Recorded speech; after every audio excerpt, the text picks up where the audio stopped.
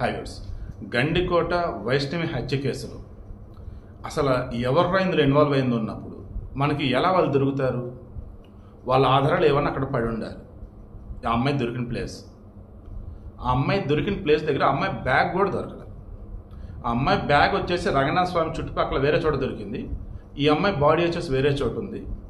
And ఆ అమ్మాయి కుడి చెవు కమ్మలేదు, ముక్కు పగిలిపోయింది, కాలు మొత్తం దారుణ కొట్టున్నారు. ఇక్కడ దెబ్బలు, డాక్టర్లు పోస్ట్మార్టం చేసినప్పుడు లివర్ మొత్తం చితికిపోయింది ఘోరంగా, ఒంటి మీద దారుణ పిడిగుద్దులే ఉంది. అంటే వేరే చోట ఆ అమ్మాయిని పట్టుకొని మరి దారుణంగా కొట్టి ఆ తర్వాత బట్టలు ఓడదీసి జాగ్రత్తగా తీసుకొని వచ్చి అక్కడ పడేసి వెళ్ళిపోయారు. జాగ్రత్తగా వాడు ఎందుకు యూజ్ చేశానంటే పోలీసులకి ఈ అమ్మాయి బాడీ మీద ఒక్క ఫింగర్ ప్రింట్స్ దొరకల. అండ్ ఈ అమ్మాయికి సంబంధించి ఆ చుట్టుపక్కల ఎక్కడ కూడా ఎవరు లాకొచ్చి పడేసినట్టుగా ఆనవాళ్ళు ఏమీ దొరకల. చంపారు, జాగ్రత్త తీసుకొని అక్కడ పెట్టేశారు, వెళ్ళిపోయారు. పక్కా ప్రొఫెషనల్స్ అయితే ఇలా చేయగలరు. ఇంత పక్కా ప్రొఫెషనల్స్ అన్నప్పుడు ఎవరు చంపుతారు? పురమాయిస్తే చంపుతారు. ఎవరు పురమాయిస్తారు? ఇక్కడ లోకేష అంటే నాకు ప్రాణాతి ప్రాణం ఆ అమ్మాయి అంటే నాకు ఫోన్ చేసి వైష్ణవ్ వాళ్ళ అన్నోళ్ళు వస్తున్నారా, నేను చంపుతారంటారా, నువ్వు ముందు అక్కడి నుంచి వెళ్ళిపోరా అంటే దెన్ అదే విషయం వైష్ణవ్ చెప్తే నువ్వు పో నేను చూసుకుంటానంటే అప్పుడు వచ్చా నేను. అసలు ఏమాత్రం తేడా జరిగిద్దని అన్నట్టయితే నేను ఆ బిడ్డను తీసుకొని వచ్చేవాడిని వైష్ణవిని. ఎందుకు ఇంత దారుణంగా మీరు మాట్లాడతారు, నేను రెడీ ఏదైనా సరే ఎదుర్కొంటా అని చెప్పేసి ఇతను అన్నాడు. దెన్ సురేంద్రన్ అడిగితే మా చెల్లి వేరే వాళ్ళు పెళ్లి చేసుకుంది, లవ్ మ్యారేజ్, మొదట ఒప్పుకున్న తర్వాత ఒప్పుకున్నాం కదా, ఇంకేంటి, సో మేము కాదు అంటాడు అతను. వాళ్ళ అమ్మ వచ్చేసి ఇంకా లోకేష్ అంటూ ఉంది. ఆమె ఏ కాడికి లోకేష్ వల్లే చనిపోయింది, లోకేషే చంపేశాడు, మీరు లోకేషన్ చంపేయండి. ఇక్కడ పోలీసులకు డౌట్ వచ్చింది. దాంతో పోస్ట్ మార్టం అయిపోయి బాడీ వచ్చేసి వాళ్ళకి ఇచ్చారు. ప్రొద్దుటూరు నుంచి వాళ్ళ సొంతూరు ఎర్రగోట్ల దగ్గర వచ్చేసి హనుమాన్ గుత్తి అక్కడ తీసుకెళ్లారు, అంత్యక్రియలు చేశారు. ఆల్రెడీ పోలీసులు ఇటువంటి విషయాల్లో లోకల్ స్పైన్ పెడతారు, గూఢచర్యలు పెడతారు. వాళ్ళు మఫ్తీలు అటు ఇటు తిరుగుతూనే ఉంటారు. ఆ ఊరు తెలుసు మొత్తం ఎంక్వైరీ చేస్తూనే ఉంటారు. అప్పుడు తెలిసింది ఏంటిది, ఈ లోకేష్ అనేవాడు 10th క్లాస్ తప్పాడు. ఈ అమ్మాయికి వాడు అరౌండ్ 8th క్లాస్ నుంచి కూడా బాగా క్లోజు, చనువు. ఇద్దరు కూడా ఒకరినొకరు ఇష్టపడుతున్న విషయం తెలిసి ఒకే కులమైన వాడు పనికిమాలినోడు, చదువు రానోడు, గాలి తిరుగుతాడు అండ్ మంచిది కాదు, వాడితో స్నేహం వద్దని చెప్పిన అసలు అమ్మాయి అలాగే ఉంటే ఇక ఇంటర్మీడియట్ అన్న సవ్యంగా అని చెప్పేసి రీసెంట్గా ప్రొద్దుటూరుకి వచ్చారు. అలా వచ్చిన తర్వాత వాడితో అమ్మాయి తిరుగుతూనే ఉందన్న విషయం మనకు అర్థమైపోయింది. ఇక ఇలాగే కంటిన్యూ అవుతూ ఉంటే ఇక మన పరువు పద్ది అని చెప్పి అసలు భావించారు. ఇలా కనుక ఉంటే ఆ గాలుడిని పట్టుకొచ్చి ఇదిగో మీ అల్లుడని చెప్పేసి అనేటట్టు ఉంది, ఇక వద్దు అని వీళ్ళు అనుకొని ఎక్కడ దొరుకుతారో ఇద్దరం చంపుదామని చూశారు. కానీ వాడు తప్పించుకున్నాడు. ఈ పిల్ల దొరికింది. ఈ దొరికిన మూమెంట్లోనే రూమ్లో ఉండటం, ఇక ఆ రూమ్లో డోర్లన్నీ వేసేసి ఇంకా నోటికి గుడ్ల కడతాం, సంథింగ్ అదే టావేలు ఏదో చేసేసి, లేదన్నప్పుడు ఊపిరి ఆడకుండా పట్టుకోవడం అంటే మనకు ఫింగర్ ప్రింట్స్ పడతాయి. మరి ఏం పడలేదంటే అసలు అర్థం కాని రీతిలో ఆ అమ్మాయిని క్లోజ్డ్ రూమ్లో దారుణంగా చంపేసి ఇక అప్పుడు ఎవరికి తెలియకుండా బాడీని తీసుకొచ్చి అక్కడ వేసేసి వెళ్ళిపోయారు.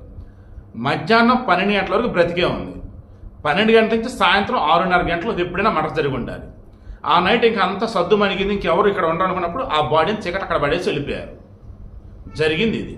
సో మొత్తం మీద ఇక్కడ వచ్చేసి ఈ వైష్ణవి యొక్క అన్నదమ్ముల ఇన్వాల్వ్మెంట్ ఉండాలి, లేదా వాళ్ళ పేరెంట్స్ మొత్తం తెలిసి జరిగే ఉండాలి అని చెప్పేసి వాళ్ళ ముందు అదుపులోకి తీసుకున్నారు. లొకేషన్ పట్టుకున్నారు, విచారించోడు ఫోన్ డేటా మొత్తం తీశారు. ఎక్కడ వాళ్ళ దగ్గర అనుమానాలు లేవు. ఈ సురేంద్ర అండ్ వీళ్ళ అమ్మ నాన్న ఎవరైతే వైష్ణవ అమ్మ నాన్న వాళ్ళ దగ్గర డౌట్ ఉందన్నమాట. పక్కా ప్రొఫెషనల్స్ని కిల్లర్స్ని పంపారా అంటే దెర్ ఇస్ ఏ ఛాన్స్ అని అంటున్నారు. ఏంటి గండిపేట చుట్టుపక్కల అంత పెద్ద ప్రొఫెషనల్ కిల్లర్స్ ఉన్నారంటే మేబీ ఉండుండొచ్చు, లేదు వీళ్ళు ఎప్పటి నుంచో ప్లాన్ ఉండుండొచ్చు, లేదన్నప్పుడు అసలు వీళ్ళు ఎవరు కాకుండా అక్కడ వేరే వాళ్ళంటే ఆ ఒక్కటే, ఆ చివరికి అది ఒక్కటే తెలియాలి. ఆ ఒక్కటే అన్నప్పుడు వీళ్ళ అమ్మ నాన్న అన్నదమ్ములు సురేంద్ర ఇంకా అతను వాళ్ళు ఈ పోలీసులు అడిగే విధానంలో ఆ పోలీసులు నిజాలు రాబడతానికి చేసే ఎఫర్ట్స్ ఏవైతే ఉంటాయో అవన్నీ ప్రయోగించిన తర్వాత అప్పటికే వీళ్ళకి కాదంటే వాళ్ళు వదిలిపెడతారు. లేదంటే వాళ్ళని రేపు మార్నింగ్ క్లారిటీగా రావచ్చు. ఆల్రెడీ పోలీసులు అదుపుకుంటారో మనకు తెలుస్తుంది. ఈ పార్టీ మేబీ విడుదల చేసి ఉండొచ్చు, లేదా ఇంకా వాళ్ళు అదుపులో ఉండొచ్చు. డీటెయిల్స్ రేపు మార్నింగ్ క్లారిటీ వస్తాయి. ఇప్పుడు ఈ కూడా మరలా చేస్తున్నా. మీరు చాలామంది అడిగారు ఫింగర్ ప్రింట్స్ దొరకలా. ఫింగర్ ప్రింట్స్ దొరకడం చాలా జాగ్రత్త పడ్డారు. ఆ బాడీని ఎక్కడైతే వేసారో ఆ చుట్టుపక్కల ఎక్కడ ఎవరి ముద్ద అసలు ఏ చిన్నది కూడా దొరకకుండా జాగ్రత్త పడ్డారు. కాలు ముద్రలు తిరిగొడుతున్నట్టు ఏమీ లేవు. తర్వాత ఈ అమ్మాయికి సంబంధించి బ్యాగ్ వేరే చోట ఎక్కడో దొరికింది, బాడీ వచ్చేసి ఇక్కడ ఉంది. అండ్ చెవి కమ్మ లేదు.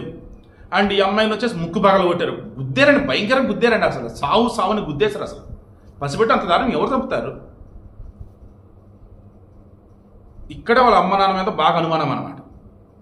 సో రేపు మార్నింగ్ క్లారిటీ వస్తుంది. ఇంకా 2 గంటలు కీలకం అన్నారు. ఏ 2 గంటలు? 8:38 లోపలికి వెళ్ళారు, 10:35 బయటకు వచ్చారు. ఈ 2 గంటల మధ్య అసలు ఏం జరిగింది? నిజంగా లాడ్జ్లో ఇద్దరు అసలు ఏం చేసుకోలేదు. ఓన్లీ మాట్లాడదానికి అయినట్టయితే మాట్లాడు కోసం అక్కడ దాకా ఎందుకు?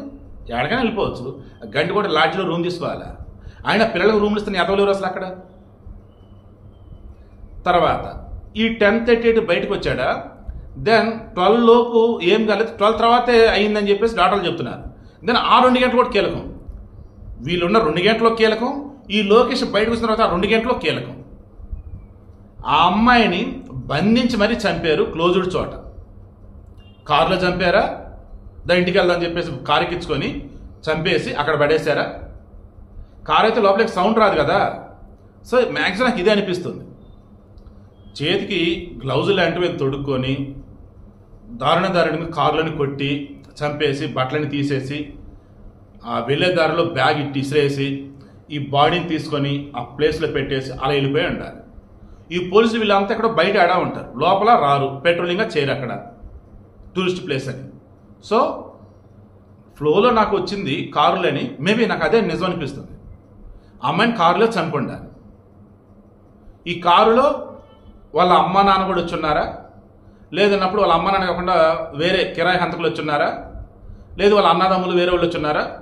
లేదంటే వాళ్ళు బయటికి దిగి చంపేసేయండి అని చెప్పేసి ఆ తర్వాత బాడీ ఎక్కడ పడని చెప్పి వాళ్ళు చెప్పారా? చచ్చా వాళ్ళ పేరెంట్స్ అస్సలు వద్దని నింద, బయట వాళ్ళండి అని అంటారా? బయట వాళ్ళని ఎందుకు చంపుతారు? లోకేష్కి అయితే నేను మరలా చెప్తాను, లోకేష్కి సంబంధించి లోకేష్ వాళ్ళకి కానీ ఆ కుటుంబం మీద పగ పెంచుకున్నట్టయితే వైష్ణవ్ కుటుంబం మీద 40% కాదు 30% ఛాన్స్ ఉంది. ఇప్పుడైతే నేను చెబుతున్నా 70% వచ్చేసి వాళ్ళ ఫ్యామిలీ సైడ్, వైష్ణవ్ ఫ్యామిలీ సైడే ఉంది. అసలు ఫింగర్ ప్రింట్స్ దొరకకుండా అక్కడ అసలు చుట్టుపక్కల ఆనవాళ్ళు ఏమీ కనిపించకుండా అంత దారుణంగా చంపారంటే, ఒక 17 సంవత్సరాల బిడ్డ అంటే ఆడపిల్లని గొరహాతి పిడుగుద్దురు మరీ చంపారంటే అంత భయంకరంగా ఎలా చంపుతారు అసలు ఆడపిల్లని? మగపిల్లని సంబంధం అర్థం కాదురా బాబు. అసలు ఆడపిల్లలు చూస్తేనే అరే పాపరా చిన్నపిల్లలు అనిపిస్తూ ఉంటుంది, సెన్సు అనిపిస్తూ ఉంటుంది. అటువంటి ఆడపిల్లని అసలు అంత ఘోరంగా అంత దారుణంగా అసలు ఎలా చంపారు? ఎంత దారుణం అసలు అది. సీరియస్లీ అండి, ఖచ్చితంగా రేపు మార్నింగ్ కన్నా పోలీసులు అప్డేట్ ఇస్తారని కోరుకుంటూ ఉన్నా.